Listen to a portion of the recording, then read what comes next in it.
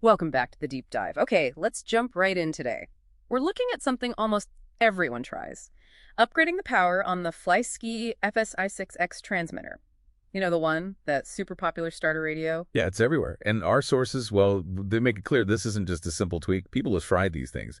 A seemingly easy $15 mod causing big problems. Right, thousands in damage reported just from messing with the battery. So what's the core mission here? It's really about navigating the power options safely. That's stock 4xAA battery holder. It's just inefficient. Everyone agrees it's the weak point. So we've seen people try everything. NIMH batteries, commercial plug-and-play kits, even LiFo 4-packs, and then the more common LiPo and the 18650 Li-ion mods. Lots of choices, but you mentioned danger. Yes. Before you even think about which battery, you have to understand the voltage issue. It's critical. Okay, break that down. The stock setup runs on, what, 6 volts? Yeah. 6 volts, Yeah. nominal, from the 4A And inside, there's a voltage regulator that steps that down to 3.3 volts for the actual electronics. And that's the component we need to worry about, the regulator. Precisely. That's the gatekeeper. And here's the problem. There's conflicting info out there. Some forum posts suggest it might handle over 9 volts. Oh, so maybe it's okay? No. Yeah. That's the trap. We have tons of reports, like really clear reports of radios instantly dying, puff of smoke, the whole deal. Wow. Yeah, the moment someone plugs in a fully charged 2S LiPo, which is 8.4 volts, direct connection. Boom. So connecting a 2S LiPo directly, Yeah. it's basically gambling with your radio, Russian roulette, like you said. Exactly. It's just not worth the risk. So the hard rule, based on all the failures we've seen documented, What is it? treat 6 volts as the absolute maximum input voltage, period. Okay. 6 volts max. So if you really want to use a 2S LiPo for the capacity... You must use an external voltage regulator, a UBEC they call it, Universal Battery Eliminator Circuit. That steps the 8.4 volts down to a safe 6 volts before it ever melts the radio's input. It's not optional. Got it. Okay, so that high voltage path is risky and needs extra parts, but this actually points towards a different solution, doesn't it? The one that seems most popular now. You mean the single 18650 Li-ion cell mod, Yeah. the 1S setup? Yeah, that one. It uses a lower voltage battery, 3.7 volts nominal, and a DC-DC boost converter to step it up. Why is that better? It sounds counterintuitive. It comes down to efficiency and heat. The internal regulators in the FSI6X, they're the older linear type. Okay, what does that mean? It means they work by basically burning off the extra voltage as heat. Think of it like a resistor.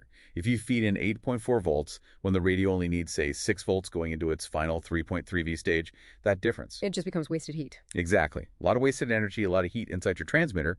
Not ideal. But if you start with 3.7 volts from the 18650 and use an efficient boost converter to bring it up to maybe 5.5 or 6 volts just before the radio's input, there's much less voltage difference for the internal regulators to deal with. Ah, I see. So less waste, less heat, which probably means slightly longer battery life, too. Definitely. It's just a more elegant, more efficient way to do it. Yeah. That's why the 1S Li-ion Boost mod is, well, probably the best technical path for DIY. Makes sense. But what about someone who's, maybe not ready to break out the soldering iron, the cautious beginner? Simplest path. Just use good quality rechargeable NIMH LA cells. They work fine, just less runtime. Okay. Or look into those commercial kits. The sources mentioned one, Ladna Labs, I think. They offer a drop-in solution. USB-C charging built right in, includes a safe step-up regulator. Basically, plug-and-play safety. Right. Takes the guesswork out. Okay, so we've covered the hardware choices, but there's a software tripwire waiting, isn't there? Something almost everyone misses. Oh, yeah. This is critical. No matter what battery mod you do, NIMH, Li-ion, whatever you have, to change the transmitter's low-voltage alarm setting. Why? What's wrong with the default? The default setting is, well, it's baffling, frankly. It's set to trigger below 4.2 volts. 4.2 volts, but isn't that? Yes. It's the maximum charge voltage for a single ion cell, like the 18650. It makes no sense. So the alarm would only go off when the battery is already fully charged, or way too low for AAs. It's useless. For the Li-ion mod, it means your radio will happily let you drain the battery way, way down, potentially damaging it permanently before it ever warns you. Okay, that's bad. So for that popular 1S Li-ion mod, what should the alarm be set to? A safe minimum for a typical 18650 is around 3.4 volts. Set the TX alarm to 3.4 V. That gives you a warning before you damage the cell. 3.4 volts. Got it. And there's a trick to actually saving that setting, right? Yes. This trips up so many people. After you adjust the voltage in the menu, you have to press and hold the cancel button for a few seconds. Hold it down, not just tap it. Correct. If you just tap cancel, it exits the menu without saving the change. You'll think you set it, but it'll revert back to that useless default. You got to hold it until it confirms.